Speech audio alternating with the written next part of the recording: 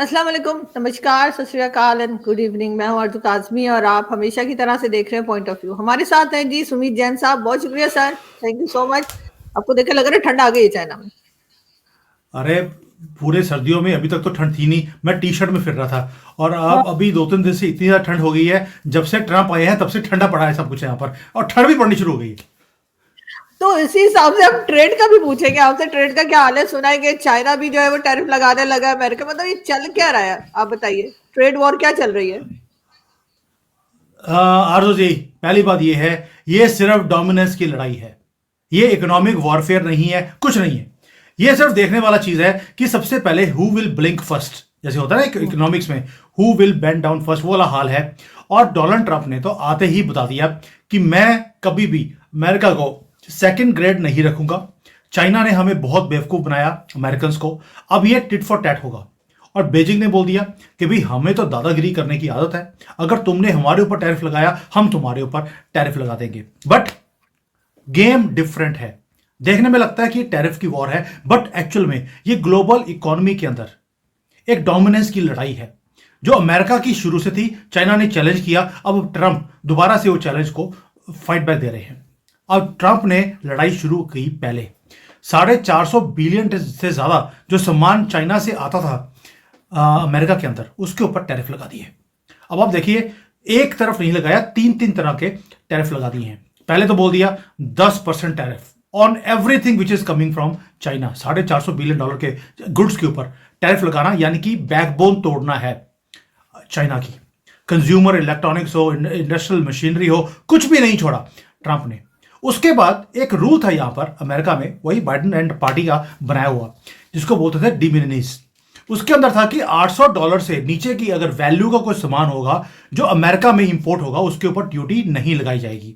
अब चाइना क्या करता था, $5000 का सामान है, उसकी बिलिंग करते थे 799, ताकि टैक्स टैक्स ना लगे, और बाकी का 2 नंबर में पैसे वो ऊपर नीचे हवाले के थ्रू वो ट्रांसफर करवाते थे। इस लूप होल को उन्होंने यूज करके पूरे अमेरिका के अंदर चीप गुड्स को फ्लड कर दिया। अब इन सब कंपनीज के ऊपर भी टैक्स लगाया जाएगा, यानी कि दूसरी मार मारी ट्रंप ने चाइना के ऊपर, ये रूल को खत्म कर दिया। और तीसरा, अभी आज ही उन्होंने लगाया है 25% का टैरिफ एल्यूमिनियम और स्टील के ऊपर। और ये दो वो इंडस्ट्रीज है जो चाइना की बैकबोन है, यानी कि अमेरिका ने, ट्रंप ने चाइना की रीढ़ की हड्डी तोड़ने का पूरा प्लान बना लिया। वो क्यों बोल रहा हूं, चाइना की जो बैकबोन है वो स्टील इंडस्ट्री है, और चाइना को मालूम था कि हमारे ऊपर टैरिफ आएगा ही आएगा। तो चाइनीज ने अपनी फैक्ट्रीज को कनाडा, मैक्सिको में लगाना शुरू कर दिया। अब ट्रंप ने बोल दिया वो चाइना से आए, मैक्सिको से आए, कनाडा से आए, कहीं से भी आए, स्टील और एल्यूमिनियम, मैं 25% टैक्स लगाने वाला हूं। यानी कि जो चाइना ने प्लान बी सी बनाए हुए थे वो भी सारे धाराशायी हो गए हैं। यानी कि अब ये लड़ाई फुल फ्लैश है। वो क्यों बोल रहा हूं, क्योंकि अगर ट्रंप ने कुछ किया है और चाइना बोले यार तुसी जो करता मनु माफ कर दो, वो चाइना वाले नहीं कर सकते। ट्रंप ने $450 बिलियन के ऊपर टैक्स लगाया है, चाइना ने $15 बिलियन के ऊपर टैक्स लगा दिया कि जो क्रूड ऑयल है, कोल है, एग्रीकल्चर मशीनरी है, इवन की जो एग्रीकल्चर प्रोडक्ट्स जो चाइना से, अमेरिका से चाइना आते हैं, उनके ऊपर टैक्स लगा दिया। अब इससे होगा क्या, इससे होगा ये कि जो ट्रंप के जो वोटर बेस है, वो ऑयल प्रोड्यूस करने वाले हैं, वो मशीनरी बनाने वाले हैं, वो इवन की जो एग्रीकल्चर प्रोडक्ट्स प्रोड्यूस करने वाले हैं, सोयाबीन जैसे, वो सारे के सारे हिट होंगे और वो जाकर ट्रंप को हिट करने वाले हैं। यानी कि उसके जो लॉयल सपोर्टर्स हैं उन्हें हिट किया है। अगर ट्रंप ने चाइना की रीढ़ की हड्डी के ऊपर लात मारी है, तो चाइना ने ट्रंप के जो सपोर्टर्स हैं, जो जिन्होंने उसको वोट किया, उनके ऊपर उसने लात मार दी। तो ये फुल फ्लैश वॉर है और ये अभी शुरुआत है, ये आगे बहुत आगे चलेगी। क्यों, क्योंकि चाइना ने एक काम और कर दिया। अगर अमेरिका ने 3 काम किए हैं चाइना के खिलाफ, तो चाइना ने भी 3 काम कर दिए। एक तो मैंने बता दिया कि रिटेलिएटरी उन्होंने टैरिफ लगा दिया। दूसरा, उन्होंने एक्सपोर्ट बंद कर दिए। चाइना ने बोल दिया हम भी जो क्रिटिकल कंपोनेंट्स हैं, जो आपको सेमीकंडक्टर में, इलेक्ट्रिक व्हीकल्स में, हाई टेक गैजेट्स बनाने के लिए जो चाहिए, जो जिसके ऊपर डिपेंडेंसी अमेरिका की है चाइना के ऊपर, उन्होंने एक्सपोर्ट के ऊपर रोक लगा दी है। यानी कि अब अमेरिका को नया पार्टनर ढूंढना पड़ेगा, और नया पार्टनर ढूंढने के लिए 5-10 साल लग जाएंगे। और तीसरा, चाइना ने कहा और किया है कि जो बड़े प्रोडक्ट हैं, जैसे बड़ी कंपनीज हैं, कैल्विन क्लाइन है, टॉमी हिलफिंगर है, इन सब के ऊपर भी रोक लगा दी कि हम इसके ऊपर इन्वेस्टिगेट करेंगे, ये एंटी ट्रस्ट वाली कंपनीज हैं। गूगल के ऊपर भी इन्होंने रोक लगा दी। वैसे तो गूगल ऑलरेडी बैंड है चाइना के अंदर, उसके ऊपर, क्योंकि जिसके ऊपर रोक है उसके ऊपर एक और रोक लगा दी है। आप समझ सकते हैं ये दिखाने के लिए कुछ और है, बट प्रॉब्लम एक ही है कि both of them are now playing with fire, और ये आग कहां तक चलेगी ये वक्त बताएगा। लेकिन इसमें तो आम पब्लिक का ही नुकसान है। दोनों जो एक तरीके से लड़ रहे हैं चाइना और अमेरिका, तो उसमें चाहे वो चाइना की पब्लिक हो चाहे वो अमेरिका की पब्लिक हो, नुकसान तो पब्लिक का होगा, गवर्नमेंट्स का इतना नहीं होगा। देखिए जो लड़ाई होती है, लड़ाई में नुकसान हमेशा ही नीचे के आदमी का ही होता है। आपने भी हमारे साथ 4 बार युद्ध करके देख लिया, आज भीख का कटोरा लेकर आपकी पूरी कंट्री फिर रही है, उसका नुकसान पब्लिक को उठाना पड़ रहा है। हुक्मरानों को फर्क नहीं पड़ता, उन्होंने तो अपने पिज्जा की फ्रेंचाइजीज बनाई, अमेरिका में बैठे आराम से भंगड़े डाल रहे हैं। तो अभी भी जो अमेरिका और चाइना की जो लड़ाई है उस पर शॉर्ट टर्म के लिए जो लोग हैं वो पिसेंगे, बट लॉन्ग टर्म के लिए it will be something, somebody जो विनर होगा उसको फायदा होगा। और मुझे इसमें अमेरिका विनर दिखता है। बड़ा ही क्लियर रीजन है, अमेरिका के पास डॉलर है, उसके पास पैसा है। चाइना की इकोनॉमी का बुरा हाल है, इनके पास अपनी कंपनीज को खुलवाने के लिए, क्योंकि चाइनीज न्यू ईयर अभी खत्म हुआ है, रेस्टोरेंट्स बंद पड़े हैं, खुल नहीं रहे क्योंकि खुलने के लिए पैसे नहीं हैं, फैक्ट्रीज हैं बंद होती जा रही हैं, एक्सपोर्ट के ऑर्डर्स नहीं हैं, इंटरनल कंजम्पशन बिल्कुल जीरो है। बिलीव कीजिए कि जो चाइनीज न्यू ईयर होता है वहां पर आपको फ्लाइट में, बसेस में, ट्रेन में टिकट नहीं मिलता, और इस बार ये हाल था कि 10-20% तो डिस्काउंट के ऊपर टिकट्स मिल रहे थे because people were not travelling. जब ये ऐसी हालत हो एक कंट्री की इकोनॉमी की, वहां पर डोनाल्ड ट्रंप जैसा एक, जिसको पता सुनामी लेके आने वाला, हर रोज के 10-15 तो वो एग्जेक्टिव ऑर्डर साइन कर देते हैं, रूल्स साइन कर देते हैं, तो उसको फेस करना चाइना के लिए एक चैलेंज बनता जा रहा है। This is the perfect time when Trump has come, और चाइना की दादागिरी को वो कंट्रोल करने पे लगा हुआ है। And who is going to win? It is going to be Trump. He is going to play the last card, तभी बोलते हैं ट्रंप कार्ड। बिल्कुल। और लेकिन साथ ही वो ट्रम्प कार्ड से याद आया कि मोदी जी जब हमारे एयर स्पेस में 41 मिनट घूमते रहे, आपके प्राइम मिनिस्टर, क्या कहेंगे आप? वो मैं बताता हूँ आपको।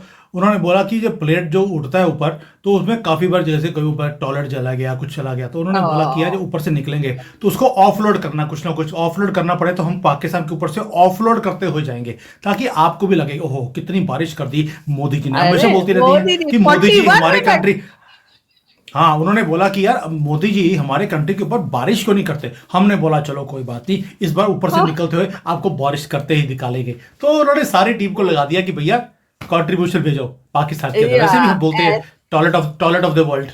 ऐसा नहीं है sir, toilet of the world नहीं है, हमारी बड़ी अच्छी कंट्री है, और पहले आप ही का हिस्सा थे, ऐसे मत कहिए। मोदी जी इस किस्म की हरकतें नहीं करते जो आप बता रहे हैं। लेकिन अमेरिका गए हैं मोदी जी डोनाल्ड ट्रंप से मिलने। हाँ, क्या कहेंगे अमेरिका आप? नहीं गए।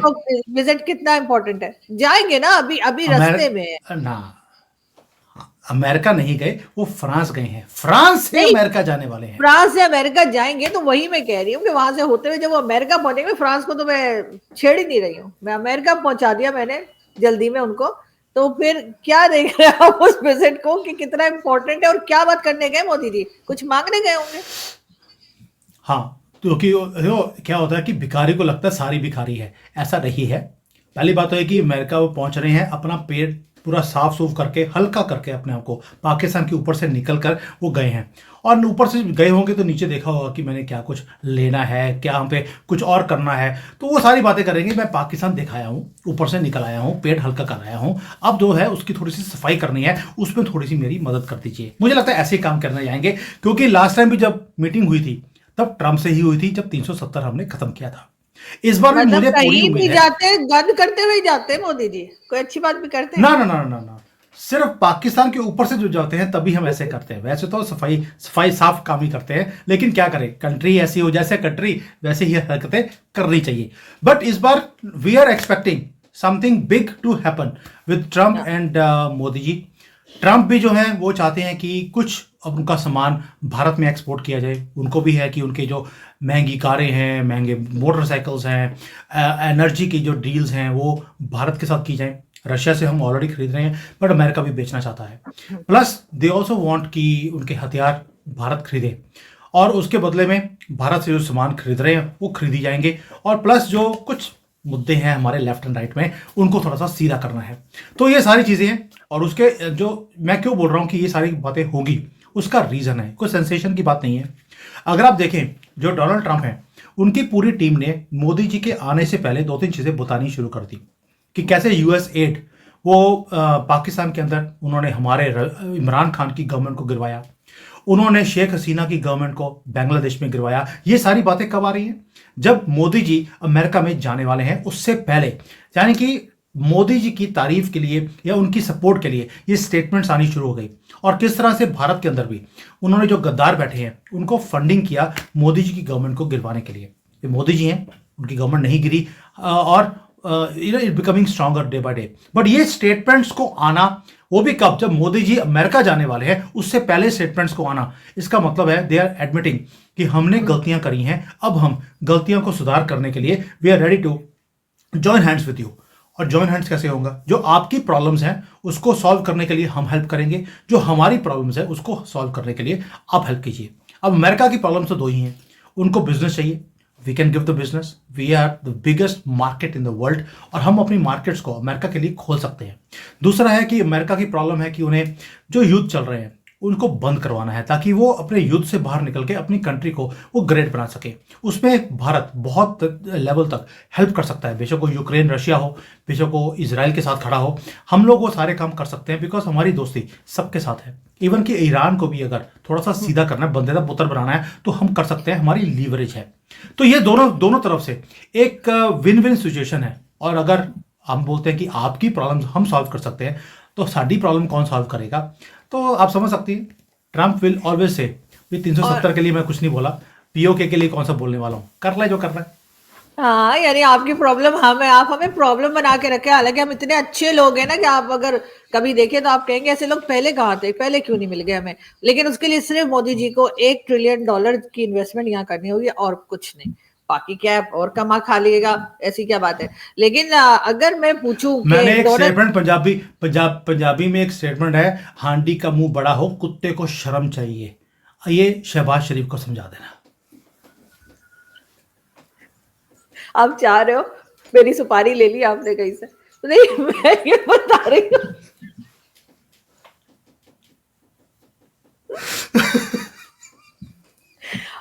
हमारे ये भी, जिसने की शर्म उसके फूटे करम, जिसने की बेहयाई उसने खाई दूध मलाई। तुम्हारा ये भी एक शर्त है, मैंने कहा मैं आपको सुना दूं। आपको तो सूट करती है। अब इतना लोग नीचे बुरा भला लिखना शुरू करेंगे। मुझे ये बताइए कि वो डोनाल्ड ट्रंप जो है वो मतलब वो चौधरी बने हुए, उन्होंने जो है वो कनाडा को भी ललकारा हुआ है, कनाडा को भी जो है वो डरा धमका रहे हैं, और कैनेडियन प्राइम मिनिस्टर से भी कह रहे हैं कि ये तो हमारी अपनी स्टेट है। और ये तो ये कनाडा और अमेरिका का जो टसल चल रहा है, मुझे हिंदुस्तान पाकिस्तान जैसे लग रहे हैं आपस में। ये हुआ क्या है?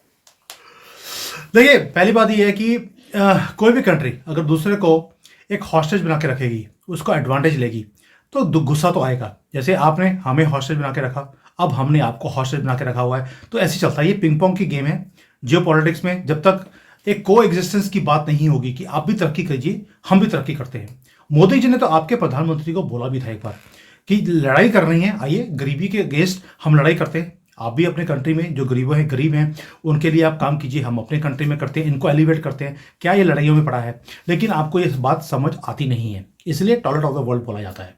अब कनाडा और अमेरिका में भी यही हालत है। कनाडा ने हमेशा ही अमेरिका को एक हॉस्टेज बना के रखा, उनके ऊपर एडवांटेज लिया, वहाँ पर सस्ता माल बनाकर भेजते रहे, और अमेरिका ने कुछ नहीं किया उसको रिटेलिएट करने के लिए। अब ट्रंप ने आके बोल दिया कि जितना तुम टैरिफ लगाते हो उतना हम भी लगाएंगे। अगर आपको इतना ही शौक है कि सब्सिडी चाहिए, जैसे आपके कहते हैं कि यार सस्ते टमाटर आलू वो सारे भारत से मंगवा लो, तो अगर आपको यही सामान करना है, हमारी कंट्री बन जाओ ना। ये क्यों ऐसे बीच में बॉर्डर रखा हुआ है? आपको हर चीज तो हमारे से सपोर्ट चाहिए, हर चीज मेरी तरफ से डन है, मेरी तरफ से डन है। आप झेल पाएंगे हमारे लोगों को, ये बता दे। क्यों हाँ, तो उसमें फिर प्लान बी भी, उसमें भी प्लान बी भी ट्रम्प ने बता दिया है कि अगर कोई ऐसा काम होता है, अगर we own a place, then उसकी सफाई भी करनी जरूरी है। उनको पहले डिस्प्लेस करके कहीं और भेजा जाए, उस सारी चीज को सफाई किया जाए, क्योंकि आपके यहाँ तो टनल्स और बॉम्ब और या पाव पाव के आपको पता ही है कि आपके गली गली में बनते हैं, तो सबको पहले सफाई किया जाएगा, रिमूव किया जाएगा, कईयों को भेज दिया जाएगा ईरान में, कईयों को तुर्की में, बाकी शिंजियांग तो पड़ा ही है, बहुत बड़ा एरिया है, 45% ऑफ चाइना है, पूरा खाली पड़ा है, तो पूरा का पूरा आपको सौंप दिया जाएगा। आप वहां जाइए, वहां पर जाकर आप अपने नए नए घर मिलेंगे आपको, वहां रहिए। बीच में हम पीछे से पूरी सफाई करवाने के बाद फिर देखेंगे 30-40 साल के बाद कि आपको वापस बुलाना है या आप आना भी चाहती हैं या नहीं आनी चाहती है। 30-40 साल लग जाते हैं, हो जाएगा, प्लान भी तैयार है। 40 साल में सर मैं तो पक्का टपक चुकी होगी, बाकियों का नहीं पता मुझे। इसीलिए टाइमलाइन वही दी है आपको। मगर ये है कि जो जिस जिस तरह से अमेरिका चल रहा है, तो बहुत से लोग अमेरिका के या डोनाल्ड ट्रम्प के खिलाफ भी बात कर रहे हैं। और जैसे आपने खुद ही एक तरीके से डायरेक्टली गजा का भी जिक्र कर दिया, तो वहां से भी लोगों को कहा जा रहा है कि जी डोनाल्ड ट्रम्प जो है वो भी लग रहा है इजराइल के हवाले कर देंगे। इजराइल के साथ उन्होंने भी $7 बिलियन का जो है असला भी उनको बेच रहे हैं। तो ये चीज तो बहुत ज्यादा ऐसा लग रहा है जैसे जो अमेरिका है वो एक साइड पर होके खेल रहा है, मतलब किसी को फेवर बहुत ज्यादा दी जा रही है और किसी के साथ बिल्कुल भी फेवर नहीं की जा रही। तो एज अ सुपर पावर आपको लगता है कि ये काम ठीक हो रहा है? आरजू जी, पहले बताइए कि जब आपका बाइडेन बैठा हुआ था तो वो आपकी तारीफ करता था, आपकी फेवर की बातें करता था और भारत के खिलाफ उन्होंने काम किए, तो तब भी ऐसे था कि दे यूज टू टेक साइड्स, किसी की सपोर्ट की और किसी को नीचे गिरवाया। कभी उन्होंने यूक्रेन की साइड बोला कि हम आपके साथ खड़े हैं, ट्रम्प के पुतिन के अगेंस्ट काम करते रहे। ये तो अमेरिकन का सिस्टम हमेशा ही रहा है, किसी को सपोर्ट और किसी को नीचे दिखाना। अभी टेबल्स टर्न हो गए हैं, तो आपको लगता है कि अमेरिका जो कर रहा है वो गलत कर रहा है, but this is the foreign policy of America. ये गलत सही की बात नहीं है। व्हाट ट्रम्प इज डूइंग, आज आपको हो सकता है कि अच्छा ना लगे, क्योंकि आपके जो गाजा की पट्टी है, जहां पर इतने महान हमास के लोग रहते हैं, उनको उठाकर जब बाहर फेंकने की वो बात बोल रहे हैं। और आज उनकी जो लेटेस्ट स्टेटमेंट है वो ये है कि इस शनिवार 12 बजे तक अगर सारे हॉस्टेजेस को जो इजराइल के हैं उनको नहीं छोड़ा गया, तो उसके बाद तो hell will be it will be coming on Gaza. तो ये चीजें सुनने के बाद आपको हो सकता है बुरा लगे, क्योंकि आप बैठी पाकिस्तान में, आपकी मजबूरी हो सकती है कि आपको इन जानवरों को भी सपोर्ट करना पड़े, but this is how it is. आपको एक सुपर पावर है, सुपर पावर आज पहली बार बहुत देर के बाद मैं सुपर पावर को सुपर पावर की लैंग्वेज यूज करते हुए देख रहा हूं, and this is something which is good and great for the whole world. क्यों? ये जितने प्रॉब्लम्स हैं जो डीप स्टेट की तरफ से क्रिएट की जाती हैं, सीआईए की तरफ से कोवर्ट ऑपरेशंस किए जाते हैं, इन टेररिस्ट को सपोर्ट किया जाता है, और उसके बाद मीडिया उस चीज़ों को स्पिन करता है, दिखाते हैं कि देखिए कितने मासूम लोग हैं, उन्होंने इजराइल के बच्चों को लेकर उनको दूध पिला रहे हैं, उनको खिला रहे हैं। ये नहीं बोलते कि वो उन माओं से बच्चों को छीन कर वहां पर ले गए हैं हम अपने गाजा के अंदर, वो नहीं बोलेंगे, लेकिन दिखाते हैं कि कितने मासूम से लोग हैं। तो ये सारे जो नैरेटिव्स हैं वो क्रिएट किए जाते हैं, सपोर्ट की जाती है, ये सब बंद हो रहा है, and this is good for the whole world. अब इन उग्रवादियों को पता लगेगा कि इनका इकोसिस्टम जो है, पीछे से फंडिंग है, वो बंद होने वाली है, and they are going to come in the main stream. हो सकता है कि मेन स्ट्रीम में आ जाए, क्योंकि ये सारा काम चलता है पैसों से, सपोर्ट से, इकोसिस्टम से। यूनिवर्सिटीज के अंदर इनके फेवर में प्रोसेशंस किए जाते हैं, सब कुछ बंद कर रहा है ट्रम्प। यानी कि इनका इकोसिस्टम, इनका बंद जैसे ही बंद होगा, ये थोड़ा सा जो सुख शांति है पूरी दुनिया में वो आनी शुरू होगी। And what America is doing, what Trump is doing right now is the right thing. आपको हो सकता बुरा लगे, but this is the only solution. इन जानवरों के, मैं हमेशा बोलता हूं, human rights are for humans, not for animals. लेकिन सर दोनों तरफ को आप एकदम से क्लीन चिट तो इजराइल को भी नहीं दे सकते ना। इजराइल ने भी तो कितनी किलिंग्स की हैं, इजराइल ने भी तो कितने 17,000 बच्चे मार दिए। मैं ये नहीं कह रही, मैं साथ नहीं दे रही हूँ हमास का किसी का, एक बात कह रही हूँ कि किलिंग्स तो उन्होंने भी की हैं, 17,000 बच्चे मार दिए हैं। देखिए, जब युद्ध होता है, युद्ध में जो पहल करता है, कॉन्सिक्वेंसेस उसी को फेस करने पड़ते हैं। लड़ाई हमास ने शुरू करी, अगर आज उसका रिटेलिएटरी एक जवाब दिया गया है, वो भी इसलिए क्योंकि आप हॉस्टेजेस नहीं छोड़ रहे, तो दूसरी तरफ ने जब अपने आप को डिफेंड करने के लिए और अपने लोगों को बचाने के लिए या वहां से वापस निकलवाने के लिए अगर रिटेलिएट किया है, तो आपको दुख क्यों हो रहा है? आपने तब तो बड़े भंगड़े डाले, आप में पाकिस्तान वालों ने और सारे उम्मा कंट्रीज ने बड़े भंगड़े डाले कि हमने इजराइल को ठोक दिया 7 अक्टूबर को। और उसके बाद जब उन्होंने आपके ऊपर रिटेलिएटरी काम किया तो आपको बुरा लग रहा है. So it is not who is right और हु इज़ रॉन्ग. जिसने शुरू किया वो गलत था और उसका जो प्राइस है उन्हें पे करनी ही पड़ेगी. अभी तो शुरुआत है, अभी तो 20 लाख से और बाहर निकलना है. देखते जाइए. नहीं खैर, मैं तो किसी को भी सपोर्ट नहीं कर रही, ना हमास को सपोर्ट कर रही हूँ, ना ही इसराइल ने जिस तरीके से कह लीजिए कि बच्चों को मारे, ना उसे सपोर्ट कर रही हूँ. हर तरफ अमन होना चाहिए. बहुत शुक्रिया कि आज आपने ज्वाइन किया, और पता नहीं आप चाय कॉफी पानी क्या पीते रहे, लेकिन ये कि कॉफी है, लग रहा है ठंड है, लग रहा है ठंड है. आज बहुत ज़्यादा फ्रीजिंग है यहाँ पर. This is very surprising. ये स्प्रिंग का टाइम है यहाँ पर. जनरली अभी सर्दियाँ ख़त्म हो जाती हैं, गर्मियाँ या स्प्रिंग का टाइम शुरू होता है. But this time it is absolutely opposite. दिसंबर जनवरी के अंदर हम लोग टी शर्ट्स में फिर रहे थे बिकॉज ठंड थी ही नहीं. और आज इतनी ज़्यादा फ्रीजिंग है कि मुझे कॉफ़ी लेके बैठना पड़ रहा है. वैसे भी कॉफ़ी भी सुमी जाना है तो कॉफ़ी तो लेके बैठूंगा ही, बट टुडे इज़ फ्रीजिंग. ऐसा ही मैं भी कहने वाली थी कि जाहिर है कि आपका कॉफी में सुमित जा रहा है तो कॉफी तो लेके बैठ रहा ही होता है. थैंक यू सो मच कि आपने आज ज्वाइन किया. Thank you. Thank you. Thank you.